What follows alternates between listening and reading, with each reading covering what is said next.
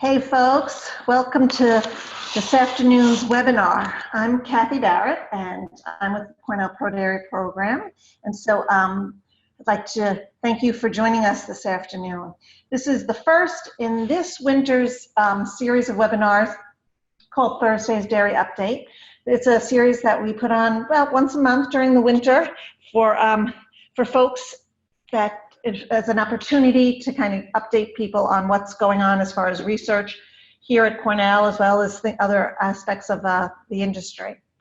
So to that end, we're fortunate to have with us today Lindsay Ferlito, who is going to talk about cow comfort on New York Tiestall and Freestall dairies. She's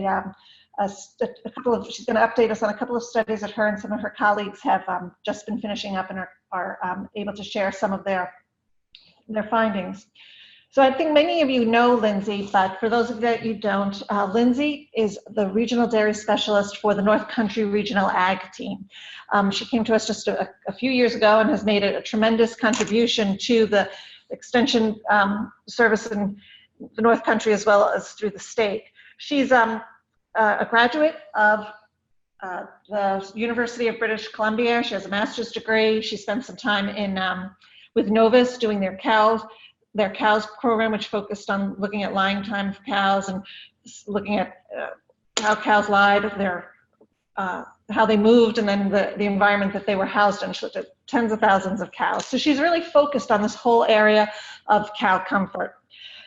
And so to that end, then she has then further gone along and done a couple of studies here in New York. So we thought it would be worthwhile, especially since she's looked at some of the Tiestall facilities here, that it would be really worthwhile to have her give us just an update on what her and her colleagues have seen. So I'm going to go ahead and let Lindsay start. I will tell you this, though. If you have some questions for Lindsay, go ahead and put them in the chat box, and we'll get to them. And also, we will be recording this webinar, and it'll be posted probably in the next day or so. So if you need to look at it again to maybe miss something that you wanted to rehear, or if you had somebody else you wanted to share it with, it'll be on the ProDairy webinar website. You just ProDairy webinars, and it'll pop up by Monday for sure. Okay? So with that, Lindsay, how about I go ahead and let you take it from here? Great. Thank you, Kathy. So as Kathy mentioned, I'm going to be walking through two studies that I've been working on with some of my colleagues over the last year or so. So Kathy, do you see that yellow box in the middle of the screen, or is that just me?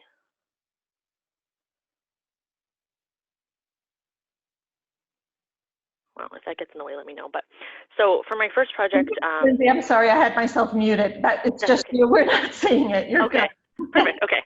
I don't know what it is, but okay.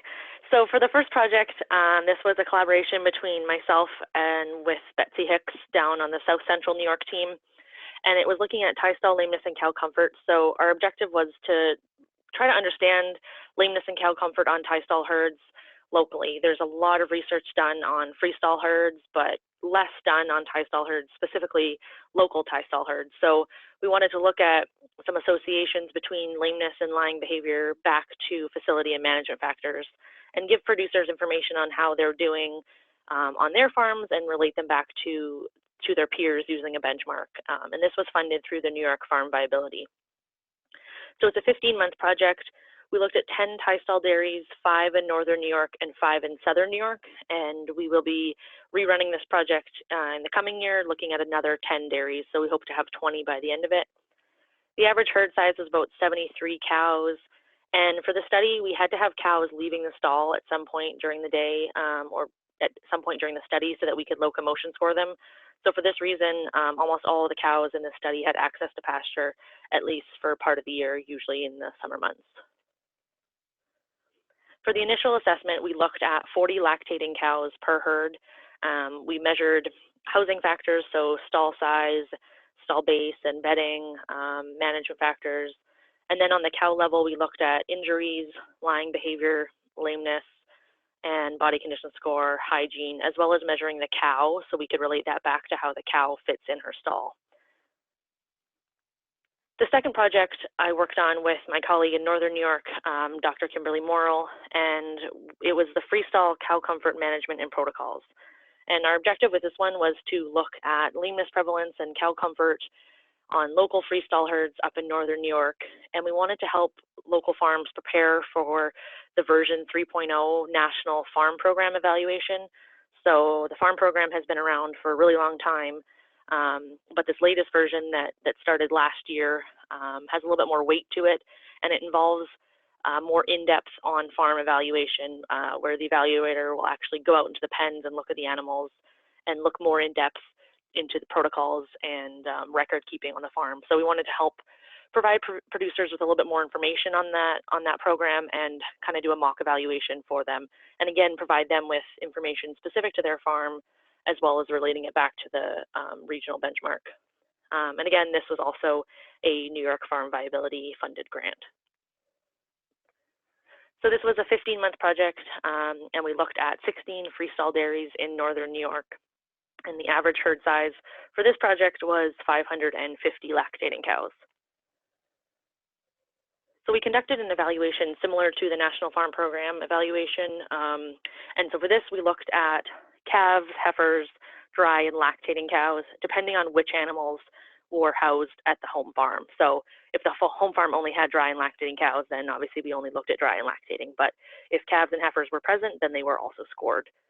And we looked at management and protocols, as well as record keeping.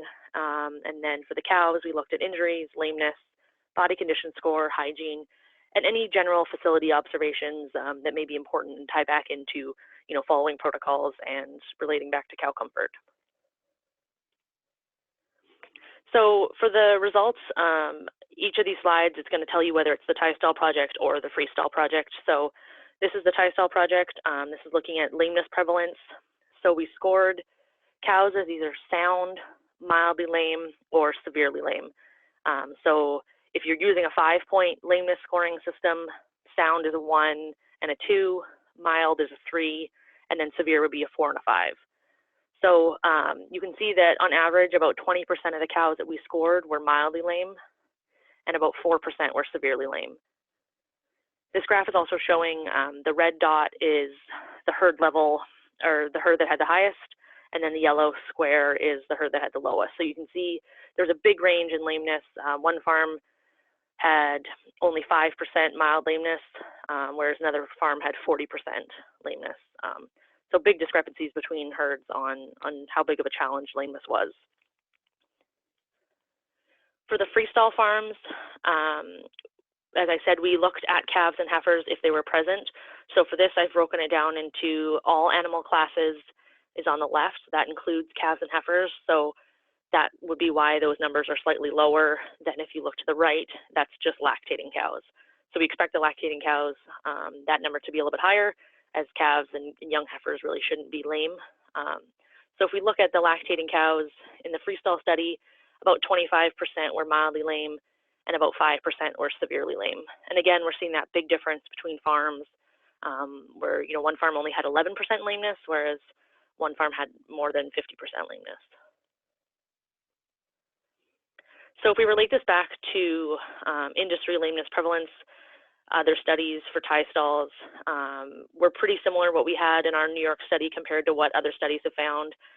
Similar with the Freestall study, anywhere from about 20 to 30%. So we're pretty much on par with what we found in New York on these studies compared to other studies across North America and the world.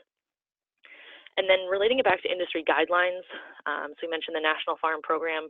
Their recommendation is that 95% or more of the lactating and dry cow herd is scoring a 1 or a 2. So we want less than 5% of the cows scoring severely lame. So with the Tiestall project, we had 4%, and the Freestall project, we had 5%. So we are pretty much meeting that target for the National Farm Program. So just a couple things to consider from what we know from other studies is factors that affect lameness is access to pasture. So when cows are provided with access to pasture, assuming it's well-managed pasture and we're not just putting them outside into a mud hole, when we get cows off concrete or off a hard mattress and put her out on pasture for a while, it can improve her lameness. So that could definitely be a factor playing a role in some of the numbers we're seeing in our Tiestall study, as well as potentially explaining some of the discrepancies between the herds in our Tiestall study, as some let their cows out almost like 22 hours a day on pasture, whereas other ones only let them out for a few hours a day.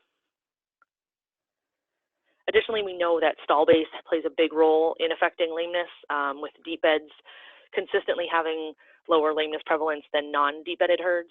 It doesn't necessarily have to be sand. It just needs to be a large amount of bedding.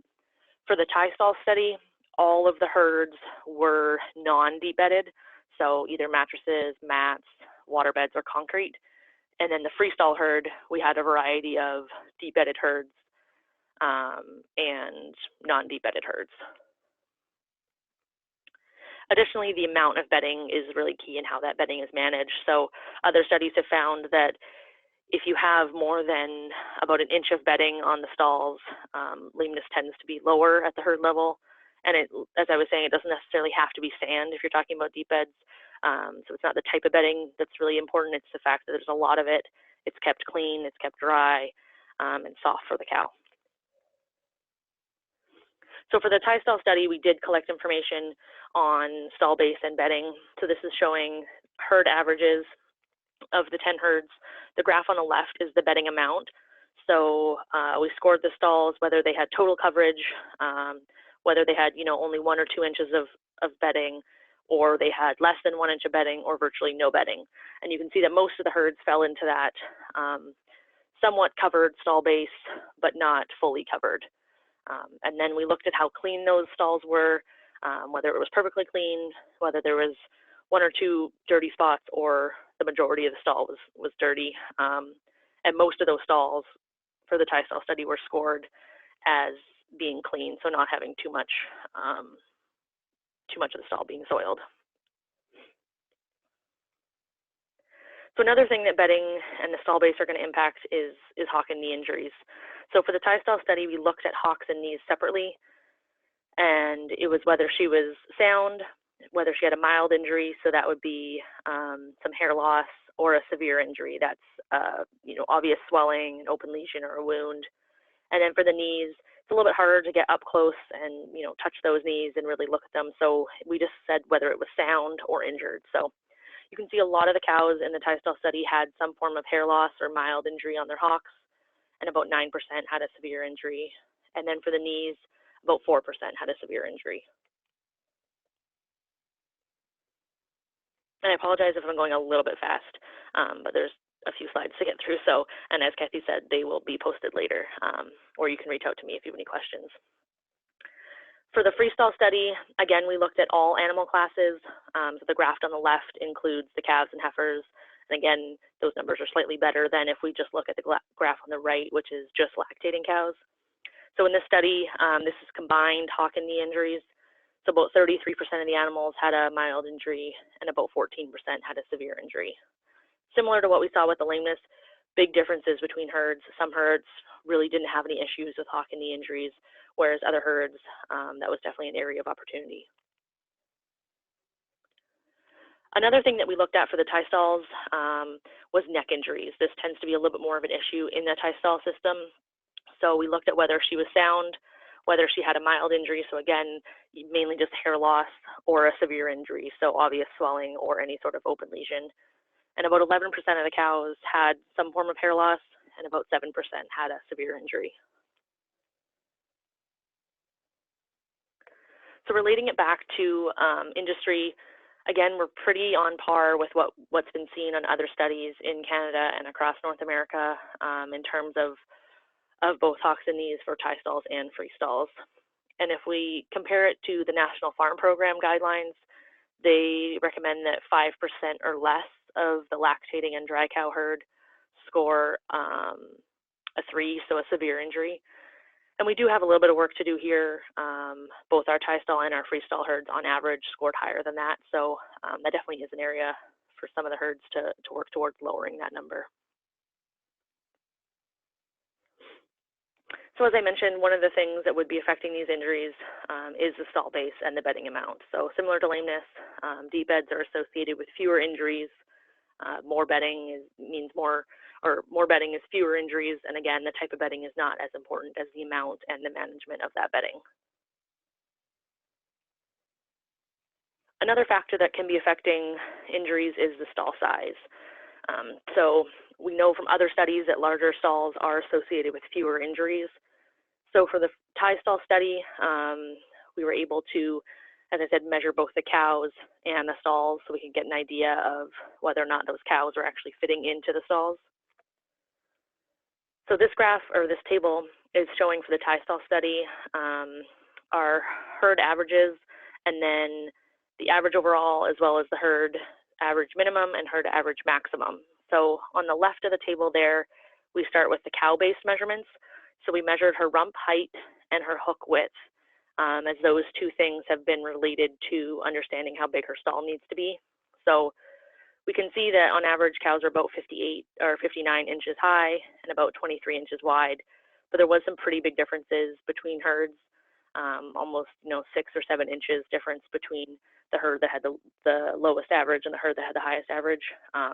There was one herd that did have some crossbreeds, so there was some jerseys mixed in, and a couple herds just had good genetic cows, really big cows.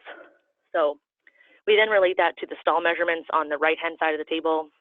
We looked at about 9 stalls throughout the barn, tried to capture if there was different parts of the barn that had smaller stalls or bigger stalls, because a lot of Tiestall farms have maybe an addition that was put on, and those stalls are a little bit bigger.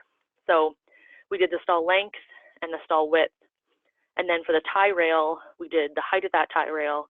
The tie rail position is where it's placed over the stall. So if that position is 0, that means that tie rail is positioned right at the front of the, right where the front of the stall ends. If it's a higher number than 0, that means it was pushed out into the feed alley a little bit to give that cow just a little bit more room. Manger curb height, how high the feed curb was over the stall base, and then space over the water. We also measured if there was any obstructions over the water, if the cow had to put her head in an area to access her water bowl or her water trough. So on the bottom left, those are the recommendations for the stall measurement based on the size of the cow. This has been collected from Tiestall studies done up in Canada, so those are the same recommendations that we used. And from that, we then told each farm, and in this case, the benchmark averages, so these are all the farms, whether they did not meet industry recommendations, so those are highlighted in red. Yellow was they almost met or just met industry recommendations, and then the green meant that they met industry recommendations. So you can see for stall length, they were just below meeting industry recommendations. Most farms did meet industry recommendations for the width, so most farms did have stalls that were wide enough and with a manger curb that was the correct height.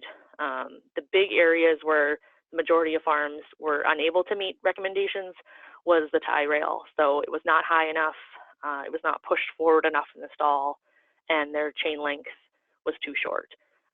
This is probably because over time our recommendations get bigger and bigger because our cows have gotten bigger and bigger, and a lot of these farms are at least 20 years old, if not more, so chances are they were meeting recommendations at some point, but our cows have gotten a lot bigger and the tie rail hasn't moved. So that was definitely an area of opportunity for a lot of farms and something that was discussed on farms as potentially something that could be, in some cases, relatively easily fixed. Other cases, it would maybe take a little bit more work and imagination on how they could reposition that tie rail.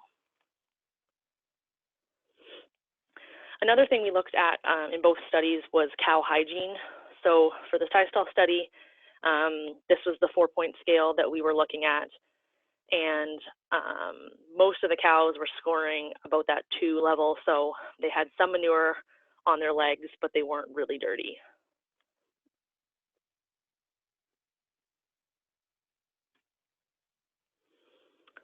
For the Freestall study, again, all animals are on the left, and then the lactating cows are on the right. And I apologize that I don't have the herd minimum and maximum for those lactating cows. But again, it's following a similar trend to what we saw in the Tiestall study. Most of the cows are scoring at about a 2, but there definitely are some herds that are struggling with some 3s and 4s. And then we see when we have all animal classes on the left that 11% of those animals scored were considered 4s, which basically is a cow that's, been laying down in the alley. So what we found on most farms was this were those young heifers, they left the calf barn, they transition into the heifer barn, they tend to get forgotten about in terms of bedding, and it's just a little bit harder to scrape them out, and they don't lie in the stalls properly, and they just tend to be messy heifers. So it definitely was some of those heifers that were, it definitely was those heifers that were driving up those severely dirty cows that we saw when we looked at the Freestall study with all animals.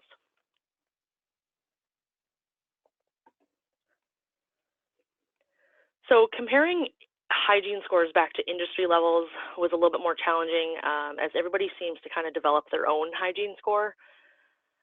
So it was pretty hard to know for sure how we are scoring, as some studies break it down by just parts of their body. So just looking at their lower legs, just looking at their udder. So for the Tiestalls, it seemed like we were maybe scoring a little bit better than some of the other studies. Keeping in mind that our cows in the Tiestall study, this was scored during the summer, so they were going outside and weren't necessarily spending much time inside in a stall. We did have a pretty muddy, wet summer in the regions that we did the study, but I was actually really impressed at how clean those cows stayed, even though they were, trudging through some mud just due to the amount of rain we received. And for the Freestalls, again, it's hard to know, but it looks like maybe we're on par. That's hopefully going to be one of the benefits of the farm program, is having a consistent scale being used on pretty much every farm across the country now. So hopefully we'll get some more reliable, relatable data on how clean cows actually are across the country. So for the National Farm Program, their recommendation is that 90% or more of the herd should be scoring a 1 or a 2. So they should either be clean or just slightly dirty with some manure on their legs. And they are aiming to see 10% or less scoring a 3 or a 4. So that will be a challenge on some of those herds where those heifers are a little bit dirty, but this is not one of their priority areas. They're more just collecting this information and relating it back to the farms and just giving them information on how they're doing. Another factor that we were able to measure for the Tiestall study was lying behavior. So we used lying time transponders. They're almost kind of like a little pedometer, and we attached them to their hind legs of 40 cows on each of the Tiestall farms. And over a 4-day period, every minute, it told us what she was doing, whether she was standing up or lying down. So from that, we could get her daily lying time on average, as well as the herd daily lying time. So the graph on the left is the average lying time for the herds in the Tiestall study, averaging about 10.7 hours a day. The highest herd was 12.7 hours, and the lowest herd was 7.7. What we see in industry studies, a lot of work has been done on Freestalls and a little bit on Tiestalls, and we usually see about 11 to 12 hours a day lying time. The recommendation that's kind of thrown out is about 12 hours a day.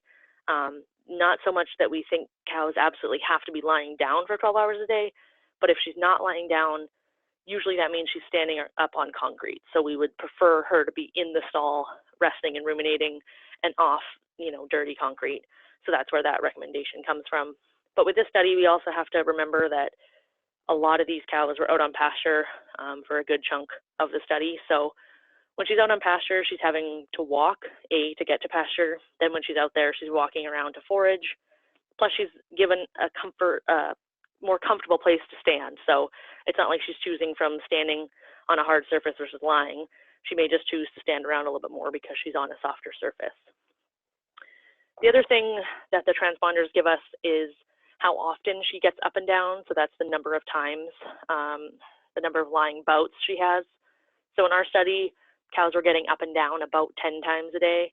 One herd, it was about 6.5 times a day, and one herd it was about 13 times a day. Usually what we've seen in other studies, it's about 10 to 10.5 times. So this translated to about length. So how long each time she lays down for, it was about 68 minutes. So in our study, cows were laying down about 10 times a day for just over an hour at a time. So that's where we got the 10.7 hours a day.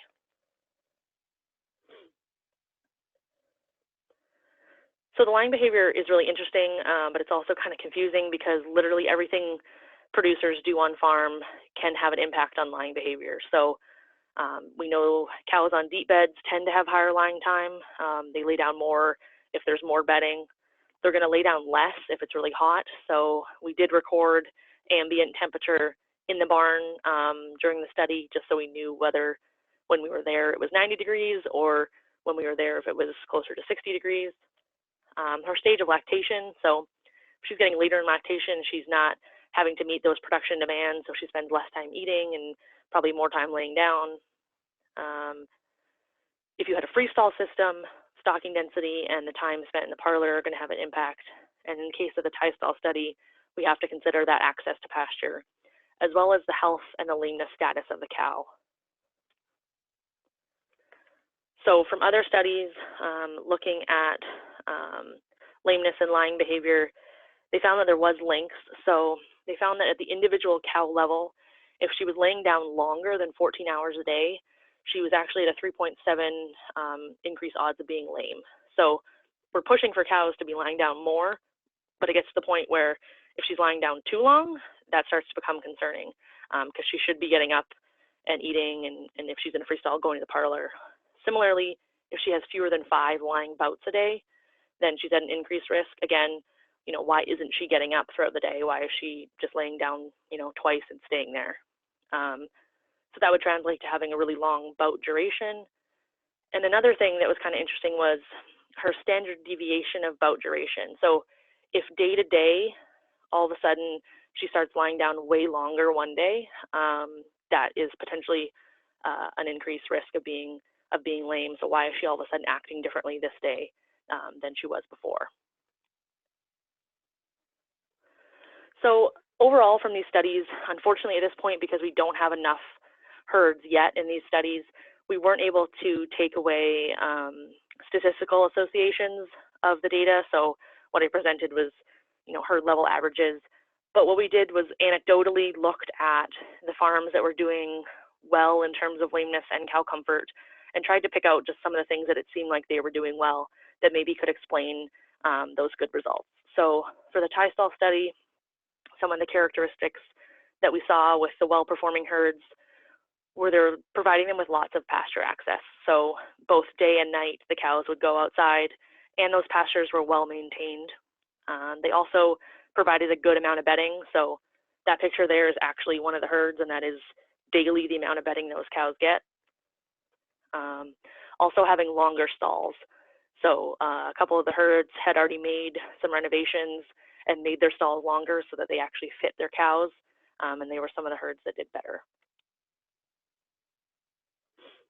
For the Freestall study, because we were able to, or because we had herds that had deep beds and non-deep beds, we saw that some of the herds that had deep beds did have lower lameness and injuries, as well as having just a good amount of bedding, so good stall management. And they tended to be up to date on their protocols and records. So they're managing their stalls, trying to prevent lameness, but when a cow does get lame, they have a record of what they're supposed to do, who's supposed to treat her, how they treat her, and they keep those records so that they can, work towards preventing those injuries and tracking them. So we've done our first round of assessments for both the Tiestall project and the Freestall project. As part of both studies, we are now starting our second round of assessments. So through the spring, we will be going back to all the farms and seeing if there's any changes that they made. Did they fix any stalls, try to make them bigger? Did they add more bedding, or maybe start bedding 3 times a week instead of 2 times a week?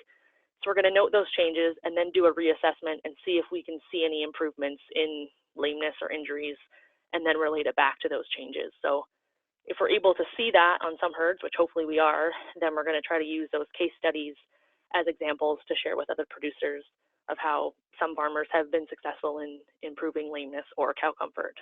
And hopefully with the Tiestall project, as we get more herds, we hope to be able to get to the point where we'll be able to run statistical analysis and maybe then look at which things are actually associated statistically with which factors on farm. So lastly, I'll just do a quick plug. We have our upcoming Cow Comfort Conference in a couple weeks.